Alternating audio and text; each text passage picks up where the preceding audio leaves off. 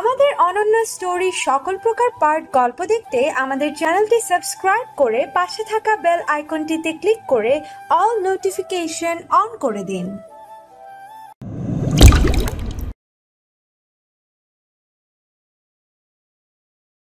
কি সব বলছো? ঠিকই বলছি আমি, তুমি করবে কিনা বলো। না, এসব ঠিক না।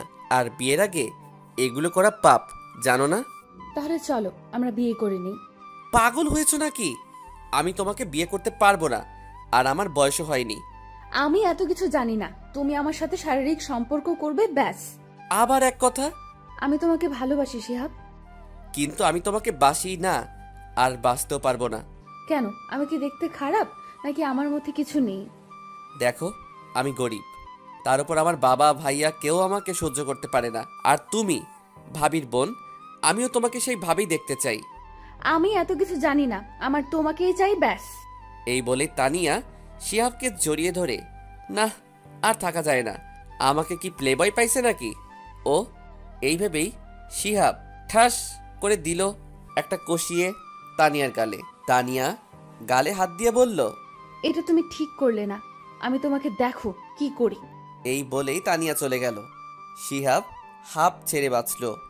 এতক্ষণ যাদের দেখলেন, এটা হলো তানিয়া গল্পের নায়িকা, আর শিহাব গল্পের নায়ক।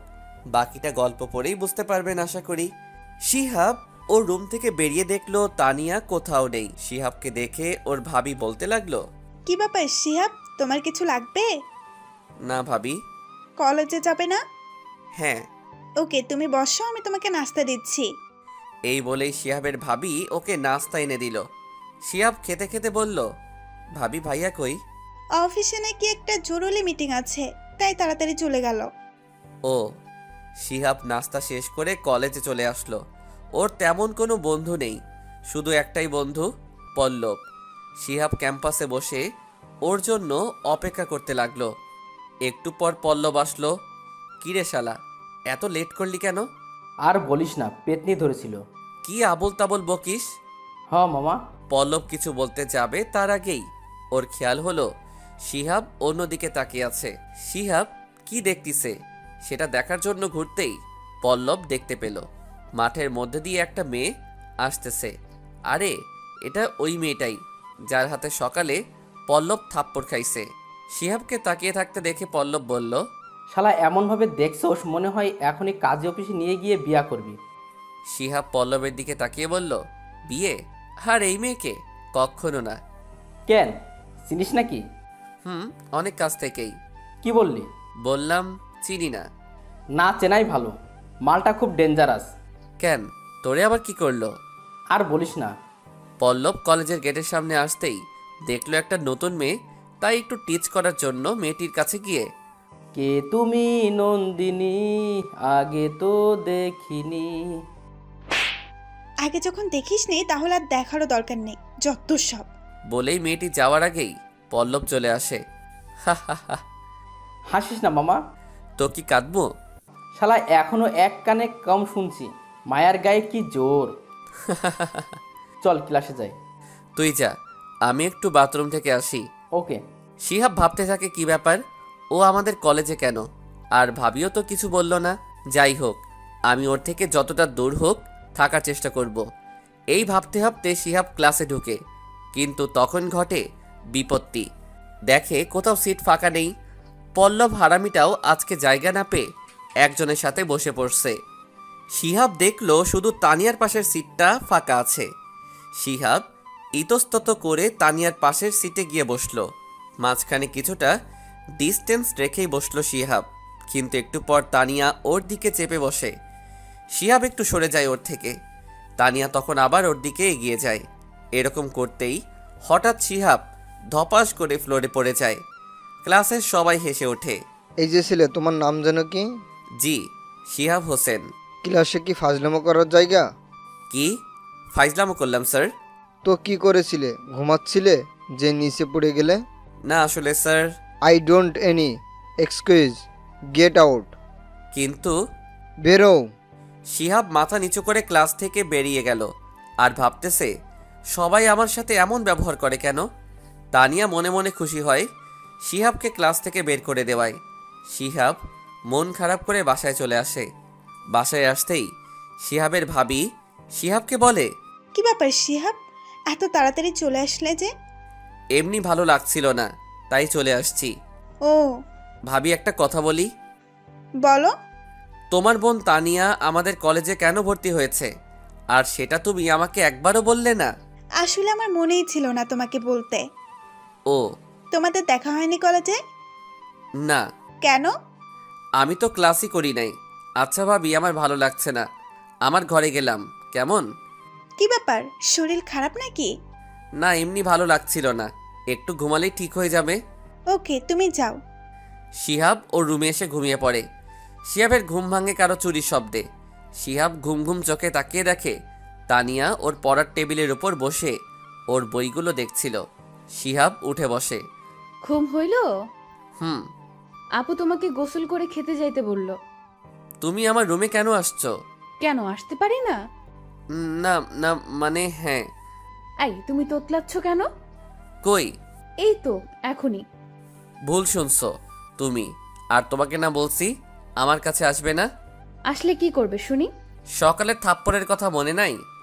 তানিয়া চুপ হয়ে যায় শিহাবের কথায়, আর কিছু বলে না।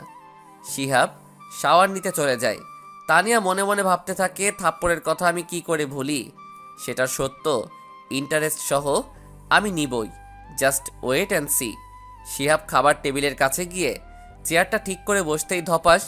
ওরে বাবা, কি হলো এটা? শিহাব তাকিয়ে দেখে ওর পেছনে চেয়ার নেই, তানিয়া নিয়ে বসেছে। শিহাব রাগি লুকে তানিয়ার দিকে তাকায়। কি হলো এটা? আমি বসলাম আর তুমি গড়াগড়ি খাচ্ছ। এই, তোমার এই ফাইজলামির জন্য তখন আমাকে ক্লাস থেকে বের করে দিছে, এখন আবার ফেলে দিলা? তো তো মানে?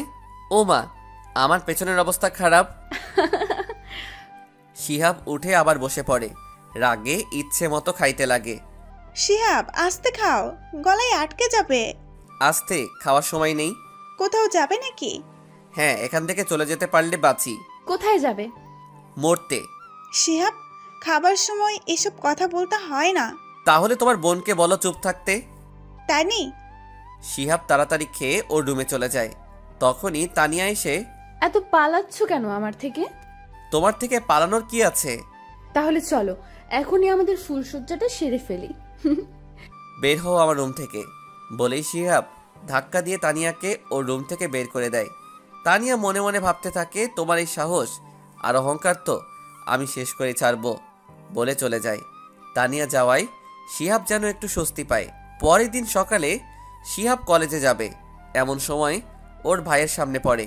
ধুর, দিনটাই খারাপ যাবে এখন আমার। এই তোকে না বলছি আমার সামনে তুই আসবি না, তোকে দেখলে আমার দিনটাই খারাপ যায়। আসলে কলেজে যাওয়ার জন্য বের হচ্ছিলাম, বুঝতে পারিনি তুই থাকবি। থাকবি মানে কি আমার বাড়িতে? আমি থাকবো না, তোকে থাকবে, তোর সাহস তো কম না। আমি সেটা বলতে চাইনি। তুই কি বলতে চাচ্ছিস আমি ভালো করে বুঝতে পারছি। তখন সেখানে শিহাবের ভাবি উপস্থিত হয়। তুমি ওকে বকছো কেন এভাবে? ওকে কতবার বলছি আমার সামনে না আসতে, তাও আসে কেন? তুমি কি ওর ভাই নাকি অন্য কেউ? তোমার ওর হয়ে ওকালতি করতে হবে না, নিজের কাজে যাও। শিহাব ওখান থেকে চলে আসে। আজকে আর সকালের খাবারটাও খেলো না। কলেজে এসে পল্লবকে দেখতে পায়। কিরে, আজকে তোর মুখটা এমন লাগছে কেন? কিছু না, এমনি। দেখ, আমার থেকে লুকাইয়া লাভ নেই, কেউ কিছু বলেছে? শিহাব সকালের ভাইয়ের কথাগুলো বলল। পল্লব খুব ভালো করেই জানে বাড়িতে ওর ভাবি ছাড়া ওকে কেউ সহ্য করতে পারে না। আর এর কারণ হলো শিহাবের জন্মের সময় ওর মা মারা যায়। এতে শিহাবের বাবা আর ওর ভাই ওকে দায়ী মনে করে যে ওর কারণেই ওদের বউ এবং মা মারা গেছে।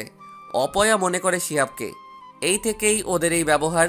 ওরা দুজনে কথা বলছিল, তখনই দুজনের চোখ গেল কলেজের গেটের দিকে। ওরা দেখলো তানিয়া আসতেছে, কিন্তু সাধারণভাবে না।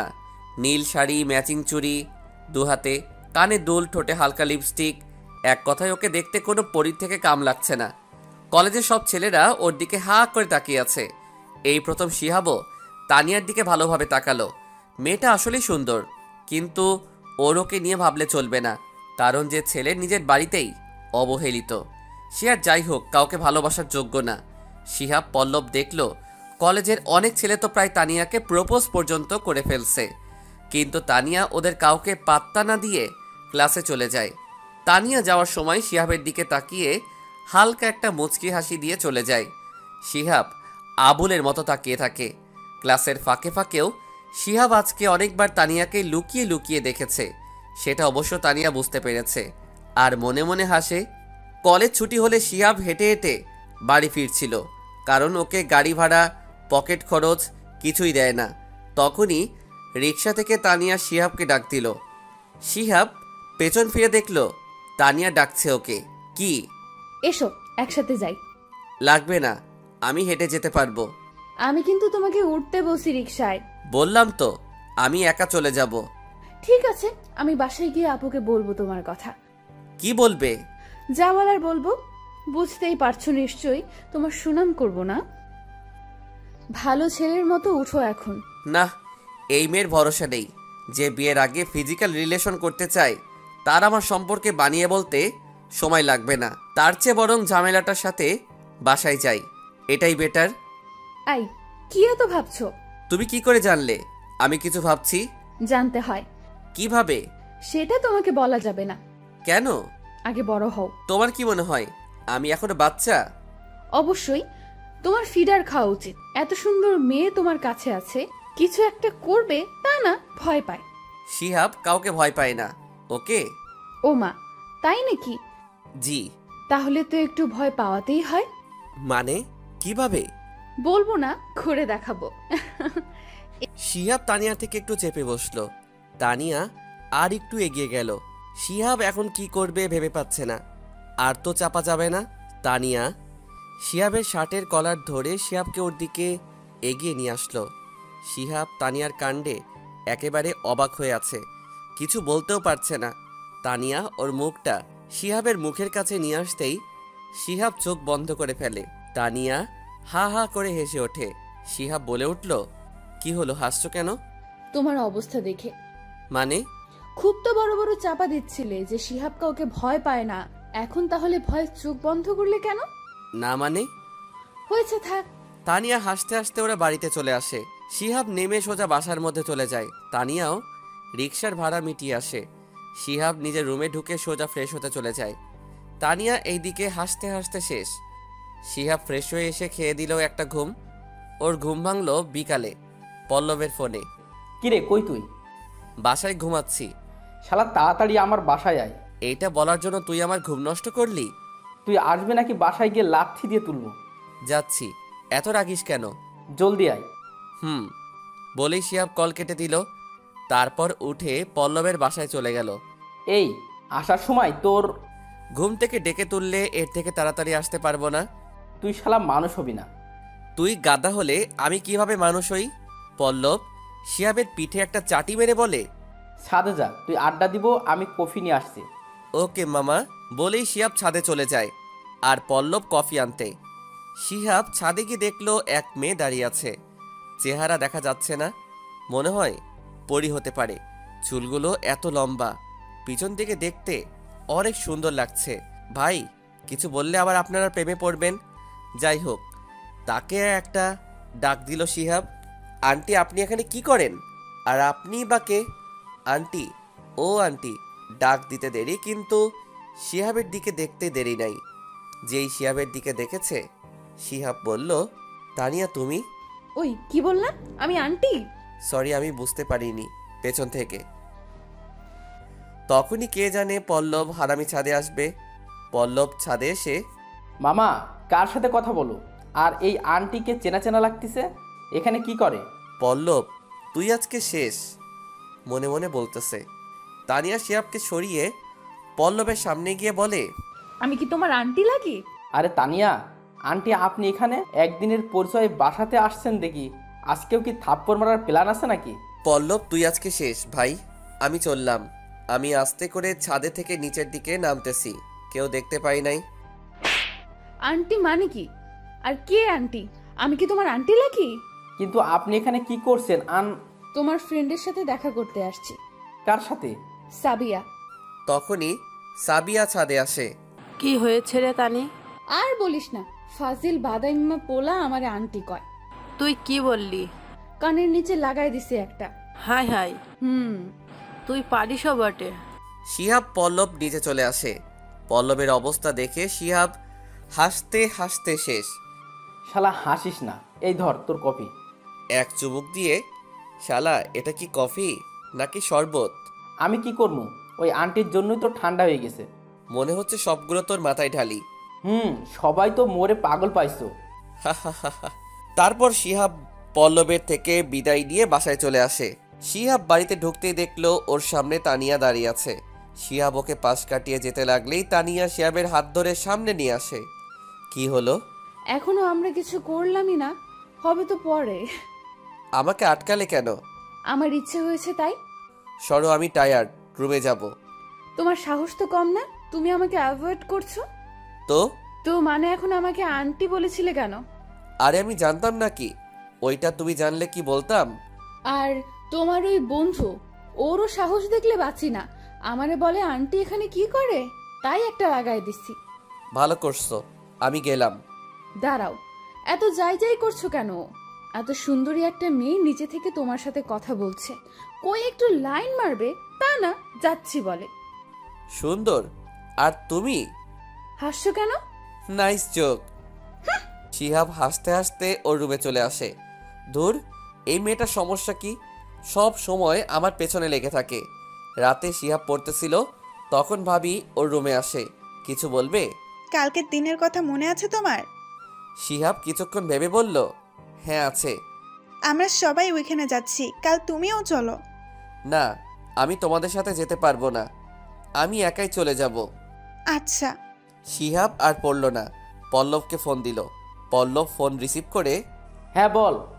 কাল কলেজে যাব না, কেন? এক জায়গায় যেতে হবে। ও, ওকে। রেডি থাকিস? ওকে। শিহাব ফোন কেটে দিয়ে একটু ফেসবুকে ঢুকলো। ওর মন ভালো না থাকলে ফেসবুকে এসে গল্প লিখে, এতে কিছুটা মন ভালো হয় আর সময়ও কাটে। এভাবে কখন যে ঘুমিয়ে পড়ে নিজেও জানে না।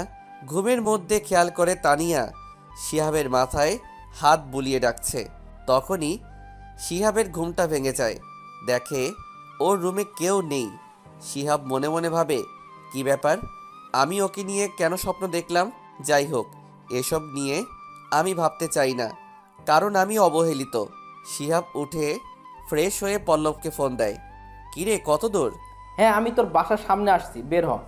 1 মিনিট দাঁড়া, আমি আসছি। শিহাব কল কেটে বাইরে এসে দেখে পল্লব দাঁড়িয়ে আছে। পল্লব শিহাবকে দেখেই, চল। চল। তারপর ওরা ওদের গন্তব্যে পৌঁছে যায়। শিহাব গিয়ে দেখে ওর বাবা, বড় ভাই আর ভাবি আগে থেকে সেখানে উপস্থিত। শিহাব আগে থেকে জানতো ওরা আসবে, তাই সে অবাক হয়নি।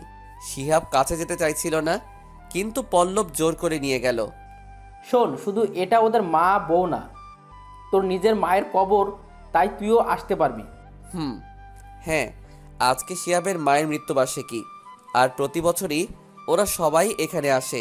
ওরা কাছে যেতেই শিহাবের বাবা আর ওর ভাই মনে হলো কিছুটা রেগে গেছে। ওরা ওর ভাবিকে নিয়ে চলে যায়। শিহাব কবরের দিকে তাকিয়ে মনে মনে বলতে থাকে, কেন তুমি আমাকে একা রেখে গেলে মা? আমাকে সাথে নিয়ে গেলে না?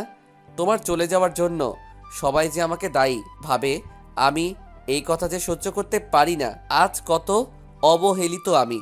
যদি আমাকেও নিয়ে যেতে তোমার সাথে, হয়তো অনেক ভালো থাকতাম। তখন হয়তো কাছের মানুষদের অবহেলা, অপমান সহ্য করতে হতো না। ভাবতে ভাবতে শিহাব কান্না করে দেয়। পল্লব ওকে সান্ত্বনা দেয়। তারপর শিহাবকে ওখান থেকে নিয়ে বাসায় চলে যায়। পল্লব শিহাবকে বাসায় রেখে চলে গেল। শিহাব মন খারাপ করে বসেছিল ওর রুমে। তখন শিহাবের ভাবি আসলো। শিহাব, মন খারাপ? আম্মুর কথা মনে পড়ছে। সকাল থেকে কিছুই খাওনি, চলো খাবে। ইচ্ছে করছে না ভাবি। তা বললে হবে না। প্লিজ, জোর করো না। শিহাবের ভাবি আর কিছু বলল না, উঠে চলে গেল। একটু পর তানিয়া খাবার নিয়ে শিহাবের রুমে ঢুকলো। খাবারটা খেয়ে নাও, আবু বললো সকাল থেকে কিছু খাওনি। তাতে তোমার কি? আমার অনেক কিছু, খাও। খাবো না বললাম তো। এভাবে সব সময় আমার পিছনে পড়ে থাকো কেন, ছ্যাঁচড়ার মতো? যাও এখান থেকে। তানিয়া উঠে দৌড়ে চলে যায় ওখান থেকে। শিহাব শুয়ে পড়ে। কখন ঘুমিয়ে যায় নিজেই জানে না। বিকালে ঘুম ভাঙে, শিহাবের পেটে টান অনুভব করে। না, এই খিদের জ্বালায় ঘুমটাও ঠিকমতো হলো না। দেখলো তানিয়া রেখে যাওয়া খাবারগুলো আছে। শিহাব তাড়াতাড়ি করে খাবারগুলো খেয়ে নিল। যাক, এবার শান্তি। না, বাড়াবাড়ি করে ফেলছি। মেয়েটাকে একটা সরি বলা দরকার। শিহাব ও রুম থেকে বেরিয়ে সারা বাড়ি তানিয়াকে খুঁজলো, কিন্তু কোথাও পেল না। তাই এর ভাবিকে জিজ্ঞাসা করলো, ভাবি তোমার বোন কই? ও তো বাড়িতে চলে গেছে। কেন? বলল যে আব্বু আম্মুর জন্য নাকি মন কেমন করছিল, তাই চলে গেল। ও তোমার কিছু লাগবে? না, বলেই শিহাব ওখান থেকে চলে আসলো। না, আমার জন্যই ও মনে কষ্ট পাইছে।